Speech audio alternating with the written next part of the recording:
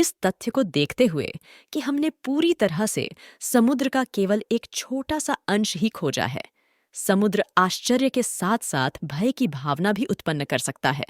यह बिल्कुल भी आश्चर्यजनक नहीं है और इसके साथ ही कहा गया है कि इसकी गहराई से बहुत सी चीजें पकड़ी गई हैं जो अजीब हैं। कभी कभी विशाल स्क्विड से लेकर एक पौराणिक प्राणी के कटे हुए अंग तक बेहद डरावनी भी होती हैं। लाल कैलामारी नहीं देखा होगा। यह पहली प्रविष्टि 1 दशक से अधिक पुरानी हो सकती है, लेकिन यह कैच इतना महाकाव्य था कि दूर दूर तक ऐसा कुछ भी नहीं था जैसा कि इसे पहले से ही पकड़ा गया हो। 2007 में न्यूजीलैंड में मछुआरों ने एक विशाल स्क्विड पकड़ा था। दो बातें इस पकड़ को महत्वपूर्ण बनाती हैं। पहला तथ्य यह है कि आज तक बहुत कम विशाल स्क्विड पकड़े गए हैं, केवल 12 पूर्ण नमूने पकड़े गए हैं।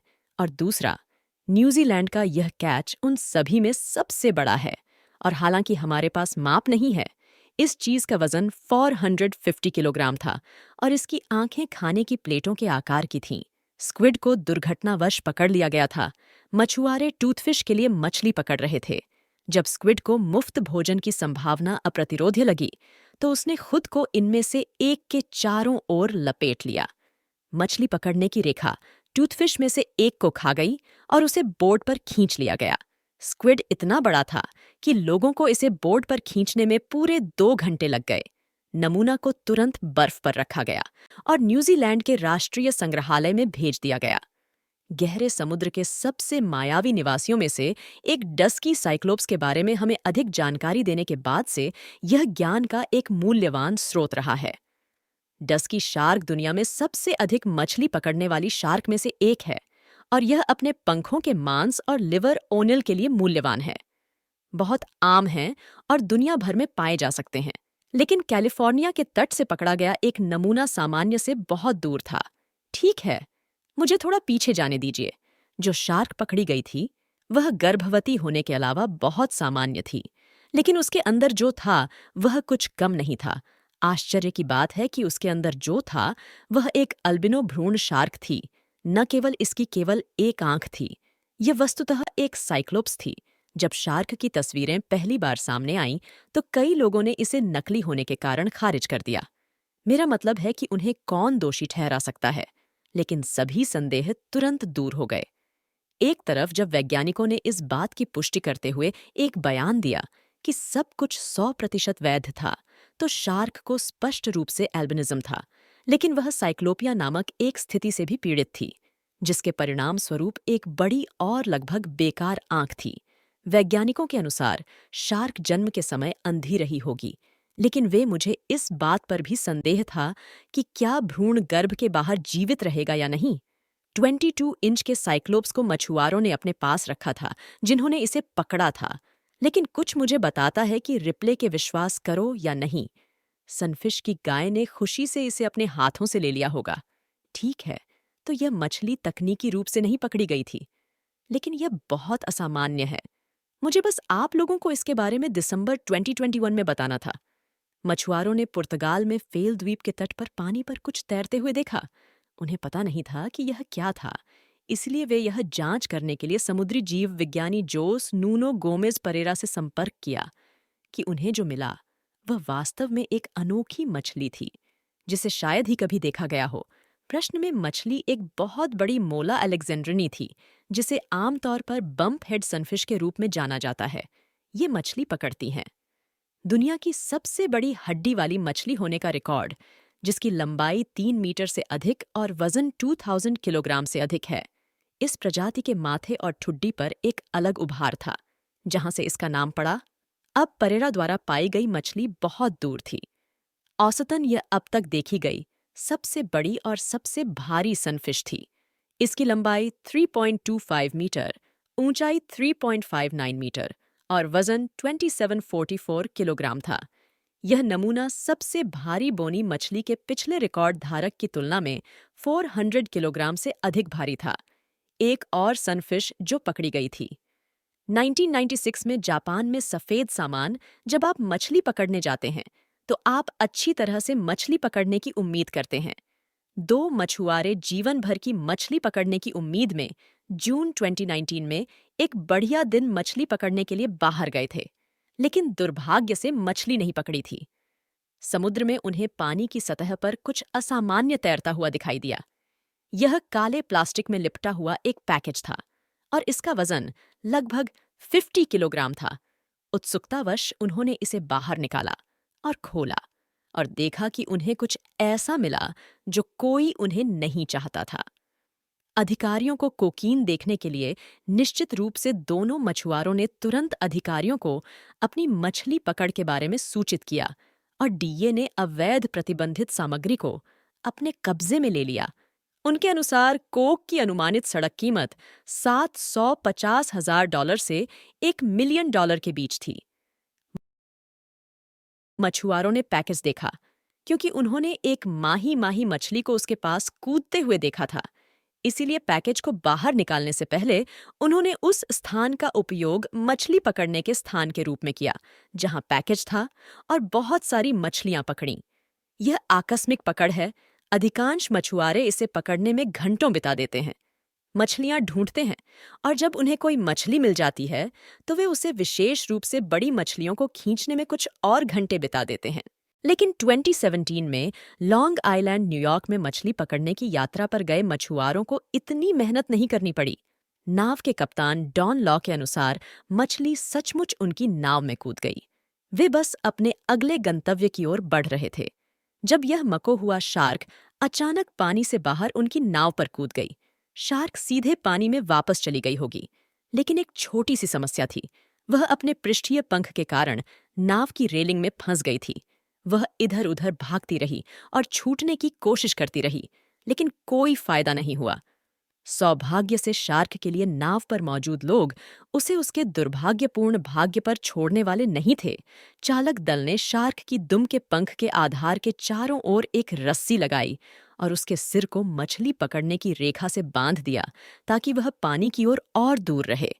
इसके बाद उन्होंने शार्क के पृष्ठीय पंख को दबाकर उसे रेलिंग से मुक्त कर दिया। एक लंबे संघर्ष के अंत में शार्क को मुक्त कर दिया गया और वापस समुद्र में छोड़ दिया गया। चालक दल ने इस बचाव अभियान को ठीक समय पर पूरा किया था, जबकि पहले से ही खून बह रहा था। शार्क का मुंह शार्क शायद 1 और घंटे तक जीवित नहीं रह पाती। अब उस पर एक छल्ला लगाओ। यहाँ एक मछली पकड़ने का रहस्य है जिसने 2019 में इंटरनेट पर तहलका मचा दिया था।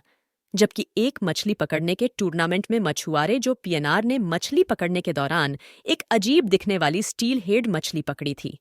ट्राउट नहीं, यह किसी भी तरह से आकार में विकृत या परिवर्तित नहीं था, लेकिन इसकी पूंछ में वास्तव में कुछ अजीब जुड़ा हुआ था।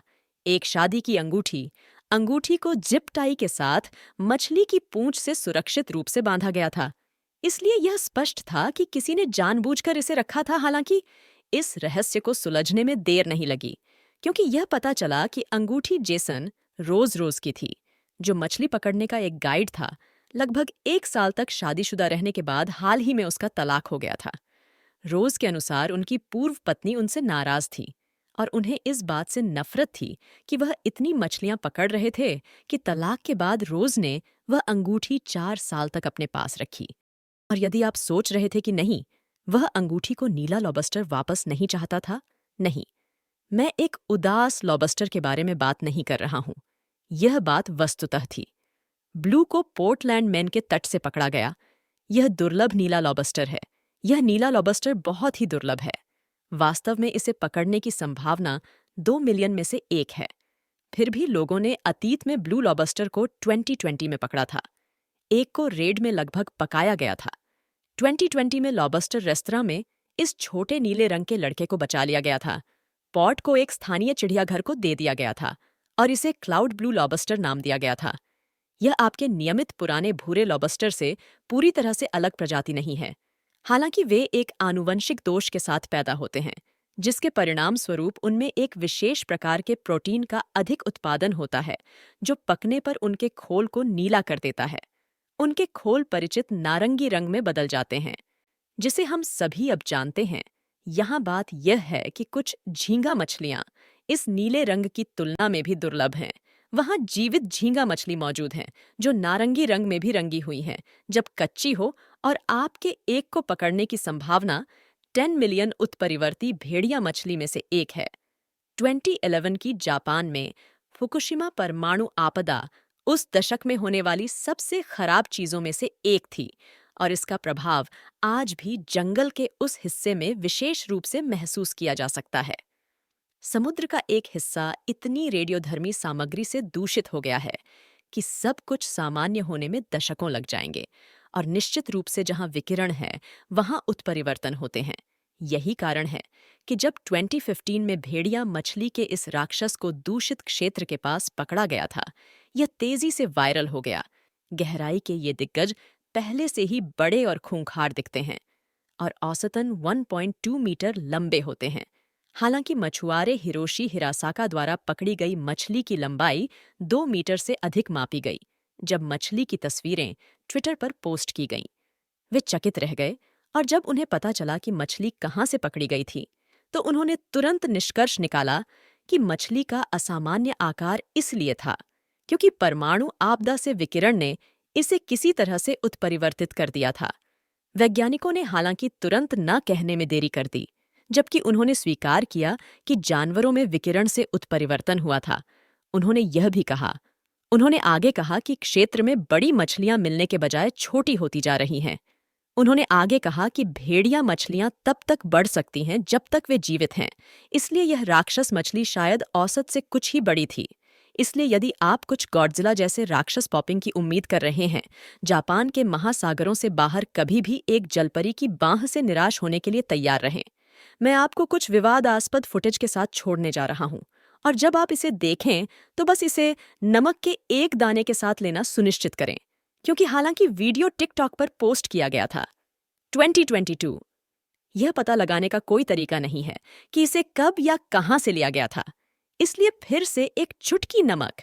इस धुंधले फुटेज में मछुआरों के एक समूह को जाल में खींचते हुए दिखाया गया है, लेकिन सामान्य मछली के अलावा जिसे वे पकड़ने की उम्मीद करते थे, उन्होंने कुछ अजीब देखा। उन्होंने जाल में कुछ अजीब देखा, यहां तक कि भयानक भी एक कटा हुआ हाथ था, लेकिन एक सामान्य हाथ के बजाय यह एक जाल वाले हाथ के साथ समाप्त हो गया। इस वीडियो को देखने वाले कुछ लोगों का कहना है कि यह निर्णायक सबूत हो सकता है कि जल परियां अस्तित्व में हैं।